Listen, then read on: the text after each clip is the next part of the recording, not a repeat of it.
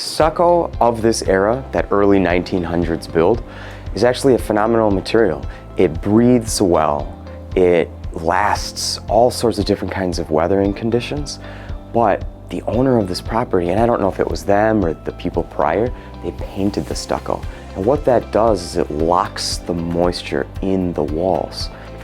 So if you're gonna own a home in the future that's stucco, that's okay, especially if it's old stucco, but how dare you even consider painting it? What you need to do is you need to stain or lime wash your stucco to keep it maintained or even adjust the coloring, but never paint it. Because what you're doing is you're sealing a material that is supposed to breathe. This can't do it.